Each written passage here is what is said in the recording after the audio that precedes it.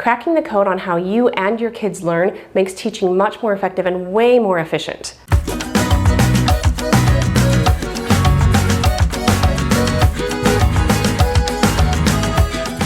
Everybody teaches to a specific learning style. Public schools do, private schools do, in a homeschool you do. Everybody has an idea of how the learner is learning, and we teach to that style. But if we take the time to figure out how people actually metabolize information and bring in learning into their head and into their life, we can teach in a way that will be much easier for them to pick it up and understand it, and much easier for us. We're not fighting anymore and saying, you really should learn when I'm talking to you. You should just pick it up when I'm talking to you. And maybe they're not an audio learner, so that's really hard for them. Or, you give them a book and you say you should learn this way. This is how we learn. This is the way to learn. And that's not going to work for them because they're not visual learners, so they can't hold it in their head. So it becomes really important to figure out how people learn and to be able to teach to that style of learning. You will stop wasting time. One little dose will go really, really far and be much more efficient in teaching because they'll be able to take that information in much more effectively and much more deeply. They'll understand it better. So Colin Rose said, when you learn how to learn in your preferred style, the way that best suits your brain, it's like writing with your preferred hand. The result is much better, easier, and quicker. And that's what we're talking about today. Not trying to, put in so much effort to deliver things that are very difficult for you as a teacher, but to recognize that everybody receives information in different ways. And if we deliver it to them in the way that they receive it, it'll be much easier for them to understand it, and it'll just be quicker and easier and painless. This really takes the pain out of teaching. First off, you should know that when we talk about learning styles, it's way more than just if you're an audio learner or a visual learner. This includes a lot of different components of what makes it possible to take information in. Specifically, there are 5 different things that are a part of our learning style, and the first one is dispositions. And disposition is how we see the world. This is kind of our personality. If you're outgoing or you're shy or you're really friendly, you're good with people, you're good with ideas, this is the disposition, and this is one of the ways that we learn. This is one of the components of our learning style because this is how we really see the world. It's the lens through which we see the world. Next, we have talents, and talents are natural gifts. Some people are artistic, and some people are really good with animals, and some people are very good with organizing things. And so having these natural talents also makes learning easier in these, the places that we naturally have things that come easy to us.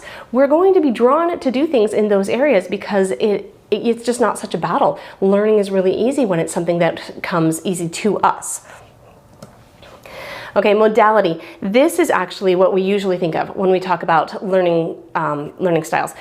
Because this is your audio, it's visual, but there's a lot more to it. There's something like 8 or 9 different learning styles, and I learned a lot about myself that I didn't realize because I went to public school, and so I thought, well, this is my learning style, and I can learn in that way, and I did learn in that way because that's how they taught in public school, but I actually have other ways that I learn as well, and they are kind of subsets to kinesthetic. You can have little kinesthetic or you can have whole body kinesthetic. There's a lot going on here that makes it possible to really customize an education.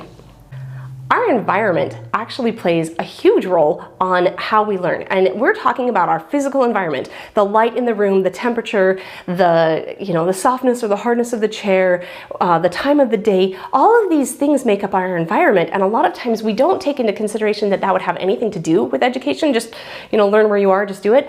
But some people really learn better in the morning. Some people have a burst of energy in the afternoon, and recognizing that your environment and the things that are coming at you really play a role in our ability to absorb information is important. And this is something, especially when it comes to environment, you just kind of set it and forget it. You don't really have to keep working at this one like you do the other ones.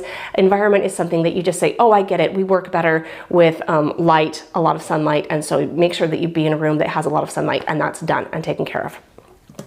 And finally, we have our interests. These are the things that, interestingly enough, are not necessarily connected to our talents. There are some things that we can be very talented in, but we don't care about, we're not interested in. And then other things that we are not talented in, but we have a lot of interest, we want to pursue them. And this is very important as a mom and as a teacher to be able to say, I can see that you have a talent in this area, but if you're not interested in it, I'm not going to push it. And I can see you have an interest in this area and no talent, but it's okay because you are interested, and so we're going to give it to you and let you work on it. And people have overcome a lot of lack of talent in a lot of different areas. And especially when kids are young, you need to be giving them all sorts of opportunities. I imagine later in life we get really good at lining up our interests with our talents, but when we're young, everything should just be try it. Try everything. Try things you're naturally good at. Try things that you've never considered before. Try things that that you aren't naturally good at, but you're really interested in. Try it all.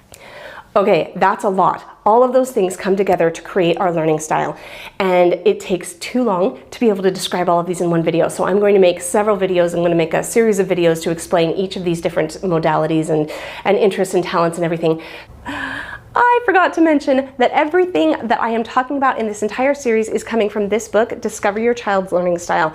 I discovered this book years and years ago, and I first read it. It was eye-opening and just so exciting and illuminating, and everything that I'm going to be going over here comes out of this book. So if you want to read this book and follow along in here, or I think even more importantly, there is a quiz in this book that enables you to figure out all of your child's learning styles and dispositions and everything. This book has all of that stuff in it. And so really, truly, if you want to get the most out of this series, I would suggest you get this book either from your library or, I don't know, get a friend to buy it for you or go buy it for yourself, whatever. This book is really impactful in your ability to figure out your child's learning style and your learning style. And I will be releasing these videos 2 times every single week, and we're going to get them done all through this month. And at the end of the month, you are going to be absolutely confident in your ability to really know your child's learning style and your learning style too. So it's going to be fun. I hope you enjoy it. Thanks. Bye.